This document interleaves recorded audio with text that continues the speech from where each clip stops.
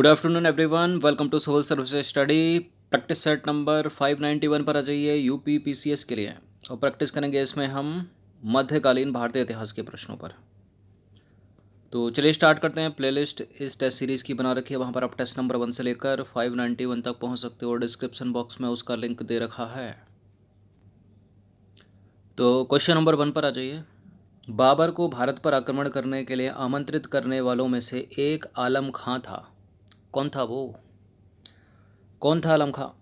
इब्राहिम लोदी के संबंधी थे जो दिल्ली के राज सिंहासन के दावेदार थे, या इब्राहिम लोदी के संबंधी थे जिनसे दुर्व्यवहार करके देश से निष्कासित कर दिया गया था, ठीक है, या दिलावर खान जिसे इब्राहिम लोदी के हाथों क्रूर व्यवहार मिला उसके पिता थे, या पंजाब प्रांत के उत्तराधिकारी थे जो अपनी जाति के प्रति इब्राहिम लोदी के व्यवहार से अत्यधिक नाखुश थे, असंतुष्ट थे। कौन थे आलम खां? तो आलम खां जो है इब्राहिम लोदी का संबंधी था जो दिल्ली के राज सिंहासन का दावेदार था, ठीक है। ऑप्शन नंबर 1 है इसका आंसर। तो आलम खां सुल्तान बहलोल लोदी का तीसरा बेटा था। कौन सा तीसरा बेटा? और दिल्ली के अंतिम सुल्तान इब्राहिम लोदी का चाचा था। आलम खां अपने भतीजे की अपेक्षा अपने को जो है दिल्ली की सल्तनत का असली हकदार समझता था। उसने दिल्ली के राज सिंहासन पर अपना अधिकार जताते हुए बाबर को भारत पर आक्रमण करने के लिए आमंत्रित किया। 1524 में बाबर ने चौथी बार भारत अभियान के दौरान दिल्ली के सुल्तान इब्राहिम लोदी तथा पंजाब के गवर्नर दौलत खां के मध्य कटु संबंध हो गए और सुल्तान इब्राहिम लोदी ने दौलत खां को अपनी राजधानी का आदेश दिया, ठीक है, अपनी राजधानी आने का आदेश दिया, जिसका दौलत खां ने जो है उल्लंघन किया। इस तरह से कहानी आगे चलेगी। दूसरा प्रश्न है, बाबर के भारत में आने के फलस्वरूप क्या क्या हुआ, बताइए। भारतीय उपमहाद्वीप में बारूद के उपयोग की शुरुआत हुई। इस क्षेत्र की स्थापत्य कला में मेहराब और गुंबद बनने की शुरुआत हुई, ठीक है। इस क्षेत्र में तैमूरी राजवंश स्थापित हुआ। बताइए, ये प्रश्न यूपीएससी सिविल सेवा ने पूछ रखा है, ठीक है।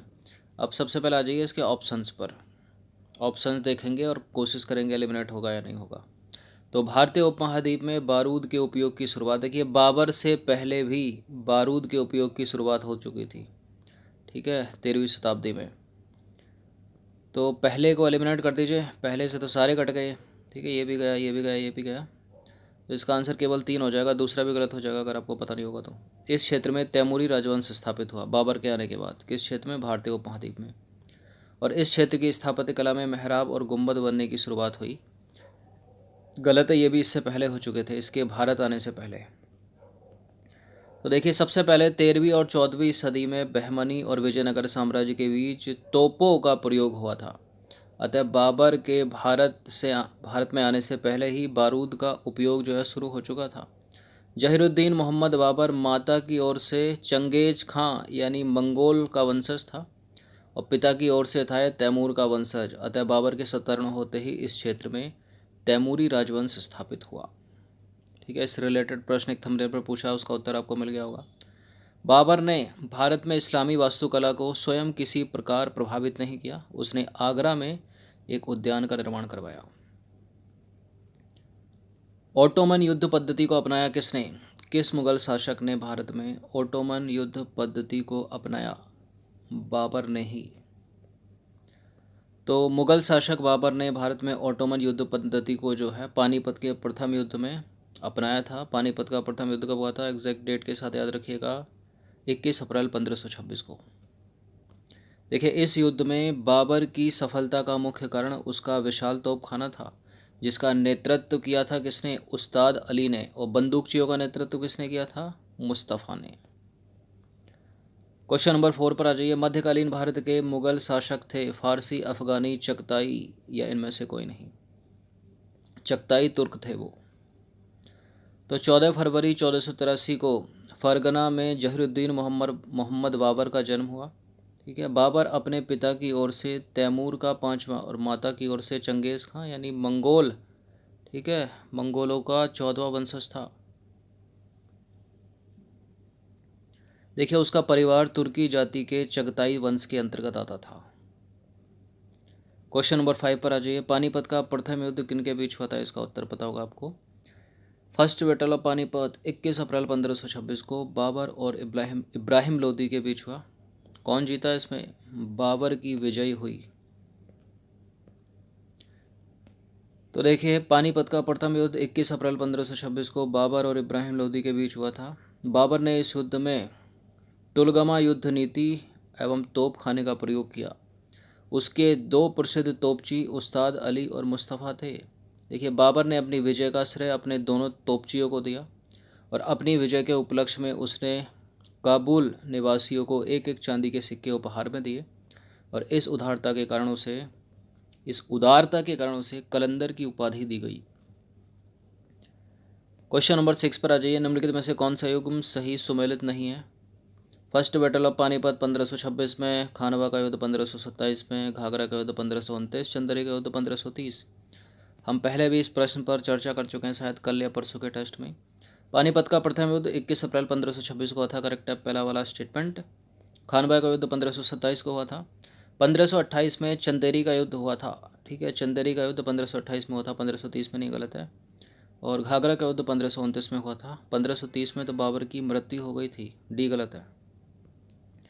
तो चंदेरी का युद्ध 29 जनवरी 1528 को हुआ था। इस युद्ध में बाबर ने चंदेरी के सूबेदार मेदनी राय को पराजित किया था, ठीक है। इसकी एक ट्रिक है, याद रखिए, बता चुका हूँ कई बार।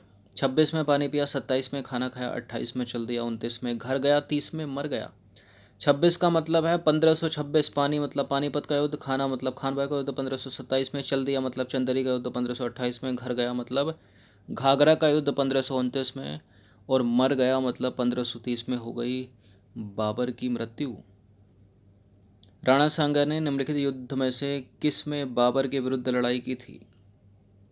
तो ये खानवा का युद्ध था, ठीक है, ऑप्शन नंबर बी। इन सारे युद्धों में जो है बाबर की विजय हुई थी अदर पार्टी से। तो खानवा का युद्ध 17 मार्च 1527 को बाबर और मेवाड़ के राणा सांगा के बीच हुआ था। राणा सांगा की सेना इब्राहिम लोदी से अधिक शक्तिशाली थी। सैनिकों के उत्साह को बढ़ाने के लिए उसने शराब पीने और बेचने पर प्रतिबंध लगा दिया, मुसलमानों से तमगा कर लेने की घोषणा की तथा जिहाद का नारा दिया। क्वेश्चन नंबर 8 पर आ जाइए। भारत का मुगल शासक बनने पर जहीरुद्दीन मोहम्मद के नाम से कौन प्रसिद्ध हुआ? यही था बाबर। देखिए, भारत में मुगल वंश का संस्थापक था बाबर। 1526 में पानीपत की पहली लड़ाई में, ठीक है, दिल्ली सल्तनत के अंतिम वंश लोदी वंश के सुल्तान इब्राहिम लोदी को हरा दिया बाबर ने, ठीक है, और भारत में मुगल वंश की नींव रखी और जहीरुद्दीन मोहम्मद ने अपना नाम रखा बाबर। क्वेश्चन नंबर 9 पर आ जाइए। बाबर ने अपनी बाबरनामा में किस हिंदू राज्य का उल्लेख किया है? विजयनगर साम्राज्य का किया है और मेवाड़ का किया है। तो बाबरनामा बाबर की आत्मकथा है, जिसे बाबर ने तुर्की भाषा में लिखा था। ऐतिहासिक रूप से इस किताब को बड़ा महत्वपूर्ण माना जाता है। बाबर ने अपनी बाबरनामा में मेवाड़ हिंदू राज्य का उल्लेख किया है। इसमें जो है दो हिंदू शासकों का भी उल्लेख है, मेवाड़ का राणा सांगा और विजयनगर का कृष्णदेव राय। क्वेश्चन नंबर 10 पर आ जाइए। अयोध्या स्थित बाबरी मस्जिद का निर्माण किसने कराया था, बताइए। बाबरी मस्जिद का निर्माण किसने कराया? बाबर ने? नहीं। फिर निजामुल मुल्क? नहीं। फिर मीर बाकी ने। तो बाबरी मस्जिद उत्तर प्रदेश के फैजाबाद जिले के अयोध्या शहर में रामकोट पहाड़ी पर स्थित थी। प्रथम मुगल सम्राट बाबर के आदेश पर 1527 में इस मस्जिद का निर्माण किया गया और मीर बाकी ने ही 1527 में इस मस्जिद का निर्माण कराया। इसका नाम बाबरी मस्जिद रखा गया, ठीक है। बाबर के आदेश पर 1527 में इस मस्जिद का निर्माण किया गया, ठीक है, लेकिन किया किसने? मीर बाकी ने 1527 में इस मस्जिद का निर्माण कराया। तो सही उत्तर क्या होगा? मीर बाकी। क्वेश्चन नंबर 11 पर आ जाइए। तुजुक ए बाबरी किस भाषा में लिखी गई थी? देखिए, तुजुक ए बाबरी या बाबरनामा एक ही बात है, ठीक है, याद रखना इसको। तुर्की भाषा में लिखी गई थी। तो तुजुक ए बाबरी अथवा बाबरनामा भारत में मुगल साम्राज्य के संस्थापक बाबर की आत्मकथा है। और बाबर ने इस कृति की रचना तुर्की भाषा में की थी। क्वेश्चन नंबर 12 पर आ जाइए। बाबर के संदर्भ में निम्नलिखित में से कौन सा स्टेटमेंट गलत है? देखिए, इसे भारत आक्रमण हेतु राणा सांगा और दौलत खां ने आमंत्रित किया था। इसे किसे? बाबर को।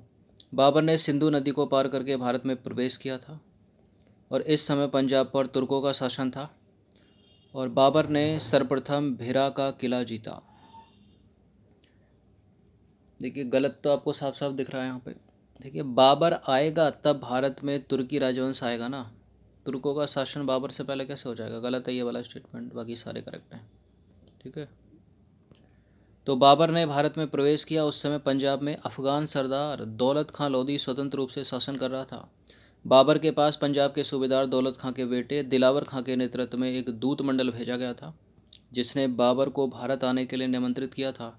उसी समय राणा सांगा ने भी बाबर को पत्र भेजा और कहा कि वह इब्राहिम लोदी को अपदस्थ कर दे। क्वेश्चन नंबर 13 पर आ जाइए। बाबर के संदर्भ में निम्नलिखित कथनों पर विचार करेंगे।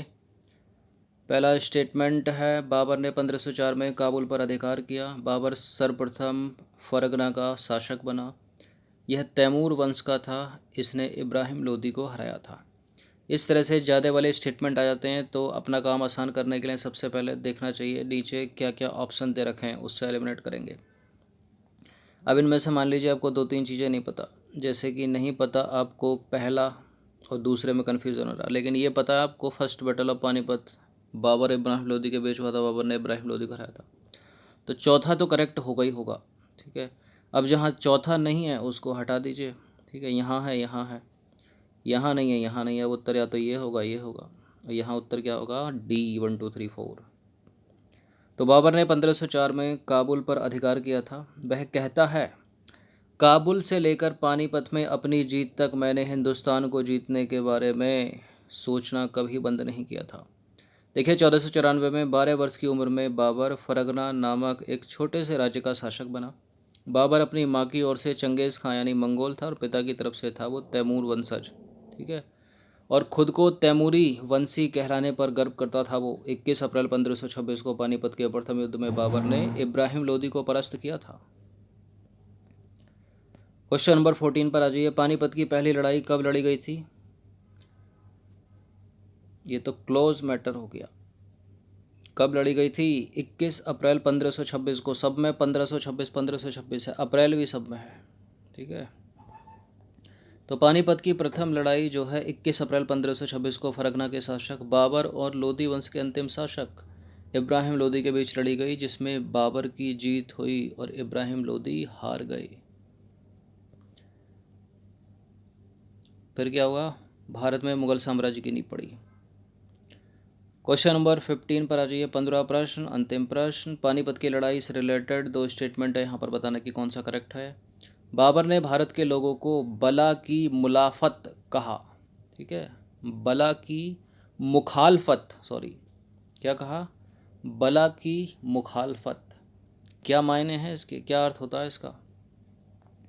देखिए, इस युद्ध के बाद बाबर ने दिल्ली तथा आगरा पर नियंत्रण किया था। क्या किया था? करेक्ट है, दोनों के दोनों स्टेटमेंट इब्राहिम लोदी को हराकर किया था। तो बाबर अपनी जीत के बाद अपने सैनिकों और धनुर्धरों से कहता है कि भारत के लोग मुगल सेना के पहुंचते ही गांव छोड़कर चले गए, जिसका अर्थ था बला की मुखालफत दिखाई। ठीक है, मतलब भाग गए इनके आते, बला की मुखालफत बोला उसने इस चीज़ को। देखिए, पानीपत की पहली लड़ाई बाबर और इब्राहिम लोदी के बीच लड़ी गई, जिसे जीतने के लिए बाबर ने दिल्ली जिसे जीतने के बाद बाबर ने दिल्ली और आगरा पर कब्जा किया। तो 15 प्रश्न थे ये मध्यकालीन भारतीय इतिहास से संबंधित, तो अधिकतर फोकस था बाबर के ऊपर। ठीक है, इनकी प्रैक्टिस एक बार कर लीजिएगा। धन्यवाद।